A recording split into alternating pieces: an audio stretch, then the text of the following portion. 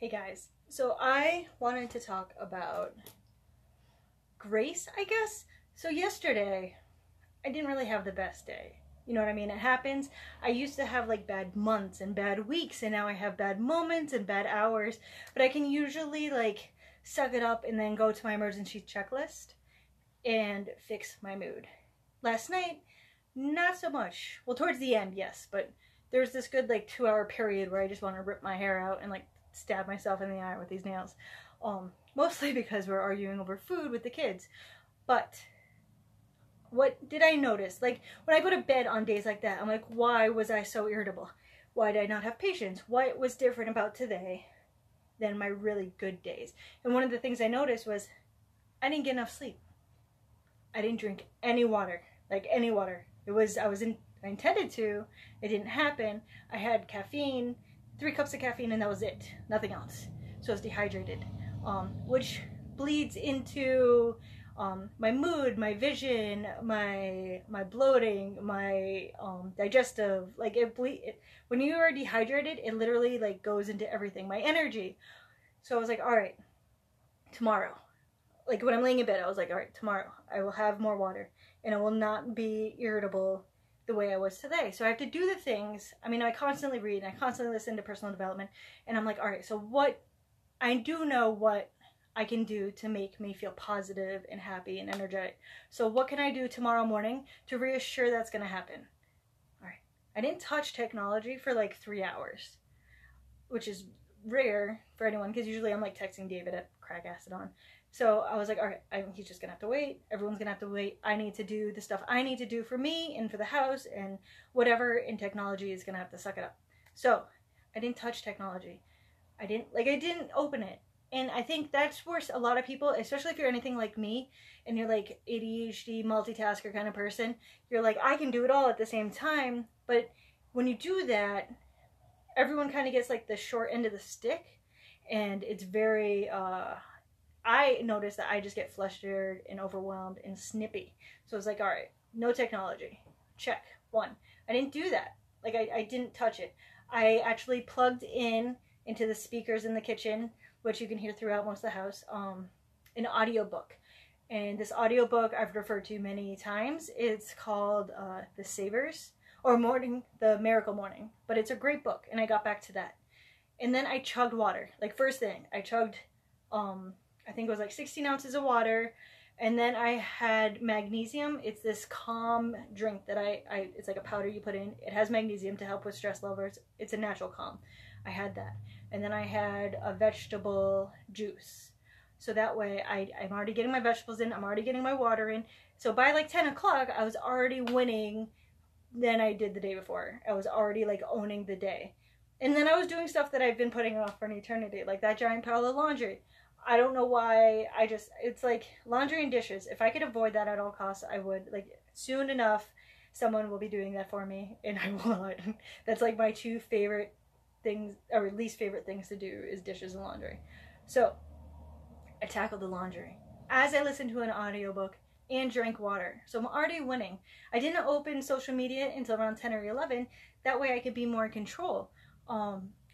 I made like our budget for the week. I planned for the week. Like I did all that stuff. But knowing what to do on the days, like when you have a really successful day, a day that you're on fire and you get everything done and you're energetic and you're focused, and on those days, that night, document it. Like document what you did. What did you do differently? Because most of the time it's like, all right, I had a really bad day because I didn't drink any water, I had too much caffeine, and I ate crap all day. So that's why I had a bad day, because all of that bleeds into everything. Energy, everything. It all bleeds into energy. So, into everything. So, like, what can I do, and what do I do on my successful days? I drink a lot of water. I work out, which I'm working out tonight, probably around 7:30. I work out. I eat my vegetables. I eat clean. I don't really, like, shove a lot of junk food in my mouth. And if I do, it's a couple of like M&Ms, or I had what the hell is it? Like a muffin or something. But just knowing that balance and what throws you off. I spend too much time on social media. I spend too much time scrolling on my phone. If those are things that make you flustered and overwhelmed, shut down the noise. Shut down the noise in your life. So shutting off social media, shutting off your emails, shutting off the TV, listening to an audiobook or a podcast or something that's going to make you developmentally grow so you become a better person, a better anything, just a better person in general, then do that. Do what makes you feel good. Avoid what makes you feel bad. It's been taking me 2 years and I still don't have it because you fall off track. You're a human and you fall off track, and that's what happens. But knowing these things is important because you got to know what works for you, and what works for you doesn't work for everyone else. So knowing that when I don't immediately run to the phone, knowing that I spend some time with the kids first thing in the morning, knowing that when I get my house clean and my ducks in a row first thing in the morning leads to a successful the rest of the day, and listening to audiobooks and like fueling my mind, like literally rolling over. If you're going to touch your phone, go to YouTube and put like motivational video for stay-at-home moms, motivational video for working moms, motivational video to avoid stress, motivational video when you're dealing with hard times. These are all things that I have literally looked up because it works and it helps like shift your mindset. I think Simon Sinek said, what you fuel your brain with in the first 20 minutes can fuel the rest of your day. In the book that I'm reading, Miracle Morning, it really talks about when you own your day, or when you own your morning, you own the rest of the day. So how can you own your morning? How can you fuel yourself in a way so you're not a hot mess like I was last night towards the dinner time? You know what I mean? How can you readjust, and how can you continue to do that moving forward? Those are big things. And I don't think, like old Cara would use anything as an excuse to get high, to do nothing, to sleep for 16 hours a day. And I know that because I tracked it, because the doctor made me track it, to pop pill. Like old Cara used anything that made me any sort of uncomfortable to stuff my face with Oreos, hide it in the trash. I mean it, like pick up the trash, put the container that I just ate, the entire container, in it, and then put trash on top of it, because I was embarrassed and humiliated the fact that I'm so depressed with my life and I hate myself so much that I just didn't know how else to do it. You know what I mean? You have to find a way to cope with your feelings. When you let your feelings control your day and your mood, your kids pick up on that. And I started noticing the kids doing that and being like, making just little comments that it's not how I want to raise them. You know what I mean? So getting control of your emotions by controlling what you're doing and what input you're letting allow into your brain. It could be negative self-talk. It could be trash talk radio. It could be trashy TV shows. It could be the news. The news is horrible. If you want to know something, look it up. You don't have to listen to like 2 hours of everything going wrong in the world on the news when there's really also good going on in the world. But the news and media and all of that glorify dysfunction. So there is good going on in the world. The news and companies just choose to put shit out there that you don't like really need. So choosing how much input you're putting into your brain, and what kind of input you're putting into your brain. Are you putting audiobooks? Are you putting crappy news? You know what I mean? And weigh it out. Because if you notice that you're listening to a lot of crappy news and a lot of trash talk radio in the car, and then come home to watch trash talk TV shows, and then your kids come home and you're irritable because you didn't really eat and you kind of had a couple cookies and maybe a lot of caffeine, how is your mood, and how are the kids deserving that when you know for a fact that when you drink water and you listen to motivational videos or learning podcasts, that when your kids come home, you're welcoming them with open arms, as opposed to that ritual. You have to compare your rituals and see what works for you and what doesn't work for you. What doesn't work for me is watching those kind of TV shows. We actually canceled cable 2 years ago. And we have a local radio show in our area, and I love listening to it. And I used to like listen to it for the entire show, which I think is like 4 hours, and just like in headphones as I cleaned. But then I noticed like all of that stuff is feeding into the rest of my life, and you really have to pick your battles. So I listened to an almost entire audiobook today. And I really feel like when someone really wants to change who they are, I mean, not like change who they are, like you are always you, but when you want to grow as a person, learning and developing skills and making goals and making progress. I feel like those are like the little steps that make someone really truly happy inside. I really don't think surviving, I don't think living day to day, I like let's get through today. Like today's goal is like let's get through today. I don't think that really helps anyone, including the family that you're leading, develop any skills. Because I lived that way for a long time. Legit. Like, I took pills to stay awake. I took pills to fall asleep. And then I would sleep for like 16 hours. And then when I was awake, I would microwave Tyson chicken. And that was like my meal. Like, that was legit my meal, every time. And it makes complete sense on why I was over medicated. It makes complete sense on why I had anxiety through the roof. It makes complete sense on why I was 54 pounds heavier than I am today.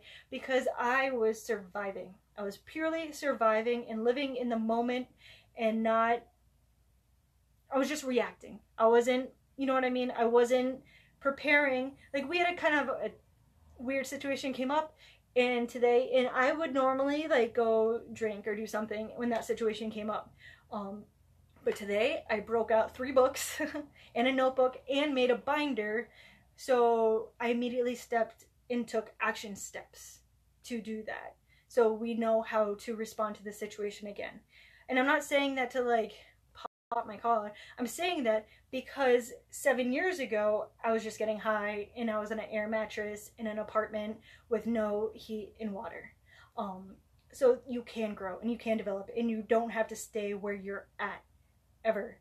You can always change and always grow, and your circumstances don't have to be forever your circumstances. You just have to be willing to take actions, but little actions every day. And that's controlling your emotions, controlling your intake, controlling what makes you feel good and what doesn't make you feel good. And if it doesn't make you feel good, get the fuck rid of it. Get rid of it. I got rid of a lot of people. Unfortunately, I did, and I had to cut ties, or at least like not completely cut ties with a lot of people that I noticed that bring me down, or when I would leave their circumference, I was like questioning who I was.